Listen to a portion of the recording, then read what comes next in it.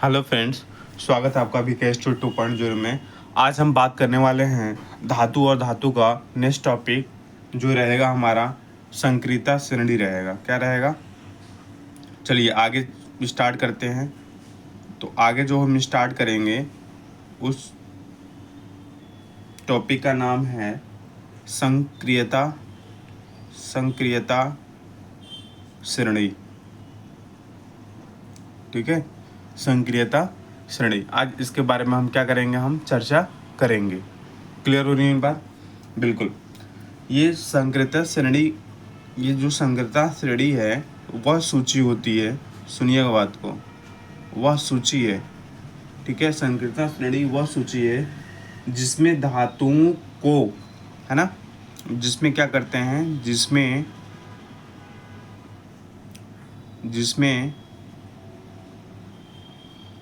क्या करते हैं, धातुओं की क्रियाशीलता को, क्या करते हैं, धातुओं की क्रियाशीलता को अवरोही क्रम में व्यवस्थित किया जाता है। अवरोही क्रम में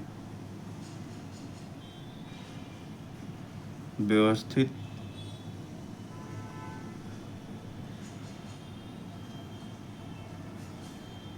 अवरोही क्रम में व्यवस्थित किया जाता है।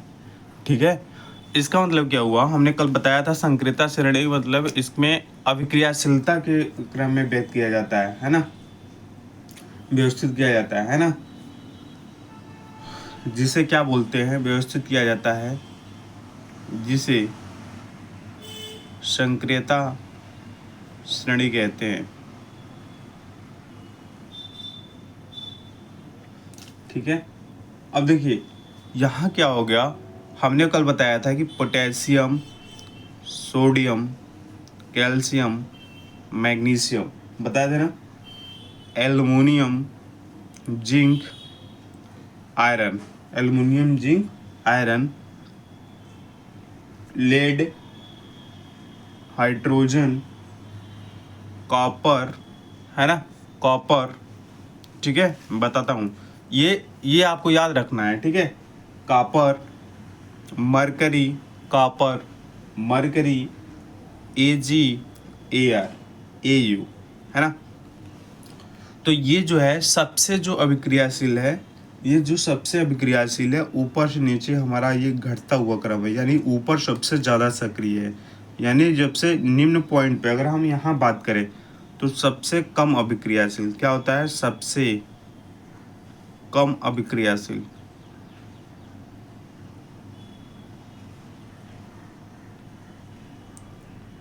सबसे कम अभिक्रियाशील। ठीक है, और यहाँ पे आप लिखिएगा घटती अभिक्रियाशीलता,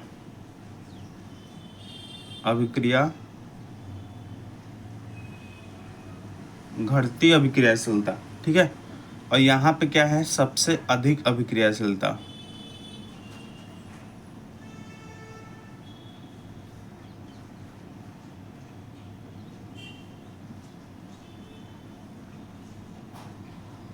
सबसे अधिक अभिक्रियाशीलता, इसको ध्यान रहे। और हमने बताया था कि सोडियम, पोटेशियम, कैल्शियम ये ठंडे जल के साथ अभिक्रिया करती है, मैग्नीशियम ठंडे अभिक्रिया ना करके गर्म जल के साथ अभिक्रिया करती है, एल्युमिनियम, जिंक, आयरन ये ना तो ठंडे ना तो गर्म जल के साथ अभिक्रिया करती है, भाप के साथ अभिक्रिया करती है। तो ये सब आपको याद होना चाहिए, ये बहुत ज़्यादा इंपॉर्टेंट है। मैं बता रहा हूँ, बहुत ज़्यादा इंपॉर्टेंट है। अगर आपको ग्रुप डी निकालना है तो आपको भाई पढ़ना पड़ेगा।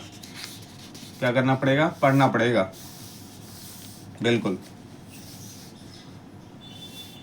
एक चीज़ और जानते रहिए, इसमें दे दिया है आपका, एक उत्कृष्ट गैसों के कोष में इलेक्ट्रॉनों की संख्या क्या होती है ना। तो वो टॉपिक को हम बाद में क्लियर करेंगे। एक हम आयनिक यौगिक के बारे में बात कर लेंगे, आयनिक यौगिक के गुणधर्म के बारे में। ठीक है, किसके बारे में बात करेंगे हम, बहुत इंपॉर्टेंट है, आयनिक यौगिकों को गुणधर्म, आयनिक यौगिकों के गुणधर्मों के बारे में बात करेंगे। आयनिक यौगिकों के गुणधर्म के हम बारे में चर्चा करेंगे। ठीक है, देखो आयनिक यौगिकों के गुणधर्मों के बारे में हम चर्चा करेंगे। ये बहुत इम्पोर्टेंट है, ये भी क्वेश्चंस आता ही आता है। देखिए इतने शिफ्ट में एग्ज़ाम होने वाले हैं, बहुत ज़्यादा शिफ्ट में एग्ज़ाम होते हैं इसके, तो क्वेश्चंस लगभग हर एक टॉपिक से पूछा जाता है। किसी टॉपिक से अगर क्वेश्चन मतलब उससे क्वेश्चन आना बंद हो गया, या किसी टॉपिक से क्वेश्चन हमारा पूछ लिया, तो उस टॉपिक से ना पूछ करके दूसरे टॉपिक से उठा देता है, यानी लेकिन एनसीईआरटी का ही होता है वो, ठीक है।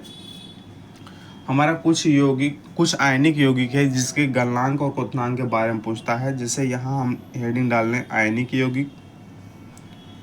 यौगिक है ना, और यहाँ हम डाल लें गलनांक है ना, केल्विन में है ये, और यहाँ पे भी क्वथनांक, ये भी क्या है, केल्विन में है ना। देखिए इसमें हम आयनिक यौगिक की बात करें, अगर हम NaCl की बात करें, किसकी बात करें, NaCl की बात करें, तो इसका जो गलनांक होता है 7074 होता है, 7074 केल्विन। क्वथनांक कितना होता है, 1686 क्वथनांक होता है। कितना होता है, 1686 क्वथनांक होता है। कितना होता है हमारा, 1686 क्वथनांक होता है। LiCl की बात करें अगर हम, तो 887 हमारा गलनांक हो जाएगा और 1600 हमारा क्वथनांक हो जाएगा। इसको बारे में बात करेंगे। कैल्शियम क्लोराइड की बात करेंगे, अगर हम कैल्शियम क्लोराइड की बात करें तो इसका होता है 1045 है ना, और 1900 आपका क्या हो जाएगा, क्वथनांक हो जाएगा। कैल्शियम हाइड्रोक्साइड की बात करें, कैल्शियम ऑक्साइड, हाइड्रोक्साइड नहीं, कैल्शियम ऑक्साइड की बात करें तो 2850, ठीक है, और यहाँ पे होता है 3120। अगर हम मैग्नीशियम क्लोराइड की बात करें, MgCl2 की बात करें, तो ये होता है 981, और यहाँ पर होता है 1685। ये आपको याद रखना है, इसमें से किसी का भी पूछा जा सकता है। समझ बात आ रही है कि नहीं आ रही है, ये आपको याद नहीं रखना है। आयनिक यौगिक NaCl है ना, NaCl, lithium chloride, calcium chloride, calcium oxide, magnesium chloride, ये सब आपको याद रखना है। क्लियर हो रही मेरे दोस्त।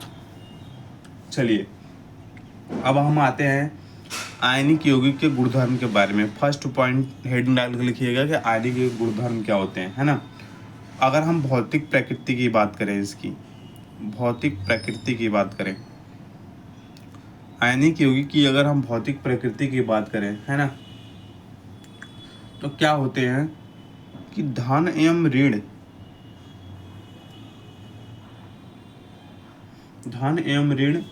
आयनों के बीच धन एवं ऋण आयनों के बीच मजबूत आकर्षण बल के कारण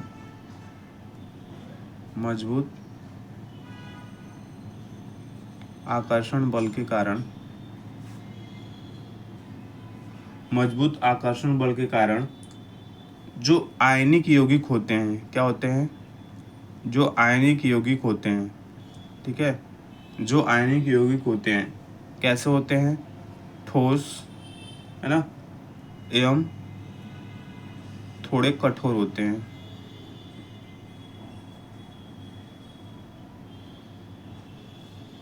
आयनिक एवं थोड़े कठोर होते हैं, इस बात का ध्यान रखिएगा, ठीक है। जो धन एवं ऋण आयनों के बीच जो मजबूत जो आकर्षण बल होता है, तो पूछेगा धन और आयनों के बीच जो बल होता है कौन सा होता है, तो वो आकर्षण बल होता है। और ये ठोस और थोड़े कठोर होते हैं। क्या होते हैं, ठोस और थोड़े क्या होते हैं, कठोर होते हैं। इस बात का ध्यान है आपको। इसके बाद दूसरा अगर हम आ जाते हैं, अगर हम गलनांक और क्वथनांक के बारे में बात करेंगे, गलनांक एवं क्वथनांक की बात करेंगे, कि आयनिक यौगिकों का जो गलनांक और क्वथनांक होता है क्या होता है, तो आप बोलेंगे कि आयनिक यौगिक का जो गलनांक एवं क्वथनांक होता है ये बहुत अधिक होता है। क्या होता है,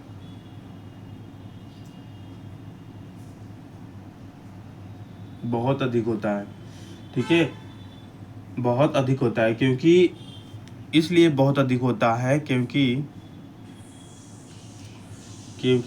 है ना, मजबूत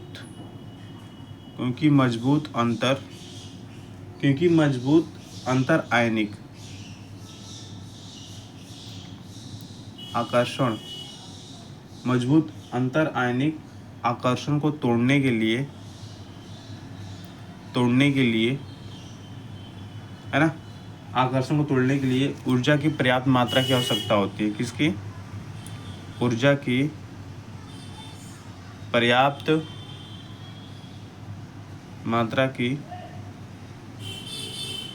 आवश्यकता होती है।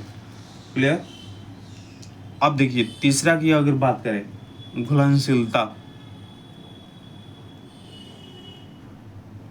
यह हम घुलनशीलता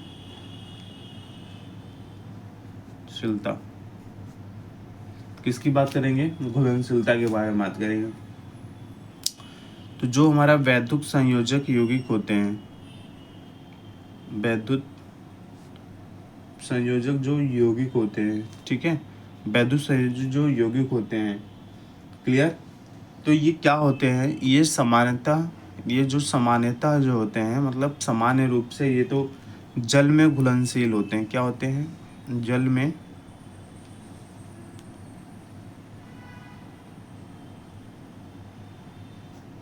जल में घुलनशील होंगे। जैसे जल में घुलनशील तथा केरोसिन, जल में घुलनशील तथा केरोसिन, पेट्रोल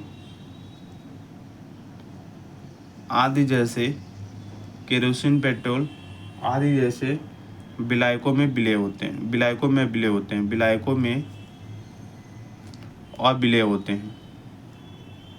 अविलय है। क्लियर?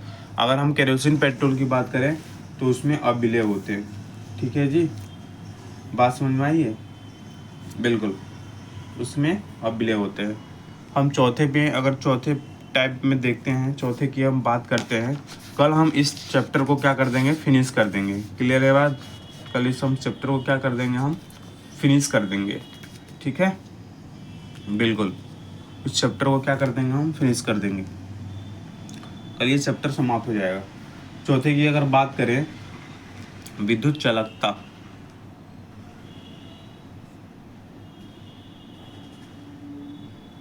अगर हम विद्युत चालकता की बात करें, ठीक है, तो विद्युत चालकता क्या है? जैसे किसी विलयन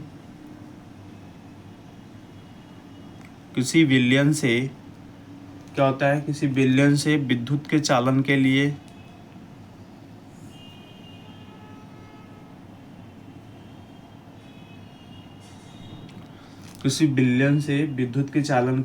आवेशित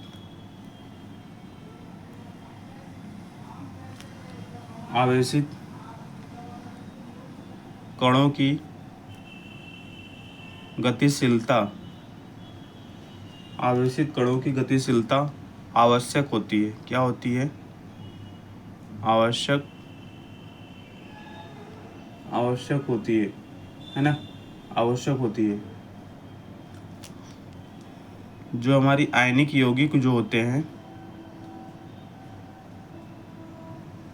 आयनिक यौगिक, ठीक है, ये क्या होते हैं? आयनिक यौगिक जो होते हैं, जो हमारी जलीय जो विलयन होते हैं, क्या होते हैं? जलीय विलयन में आयनिक यौगिक के जो जलीय विलयन होते हैं, उसमें हमारा आयन उपस्थित होता है। क्या उपस्थित होता है? आयन उपस्थित होता है। जलीय विलयन में क्या होता है? हमारा आयन उपस्थित होता है। ठीक है, तो अगर हम इसमें क्या करते हैं? विद्युत धारा प्रवाहित करेंगे। क्या करेंगे? अगर इसमें हम विद्युत धारा अगर हम प्रवाहित करेंगे, विद्युत धारा क्या करेंगे? प्रवाहित करने पर, इसमें अगर हम विद्युत धारा प्रवाहित करेंगे, तो जब हम विद्युत धारा प्रवाहित करते हैं, ठीक है, तो क्या होता है कि जो आयन होता है, ठीक है, जो आयन होता है, आयन, ये जो विपरीत इलेक्ट्रोड होते हैं ना, विपरीत इलेक्ट्रोड की ओर गमन करने लगता है। गमन करने लगता है। विपरीत इलेक्ट्रोड की ओर गमन करने लगता है। ठीक है, बिल्कुल, यानी उसका जो है विद्युत चालन होने लगता है।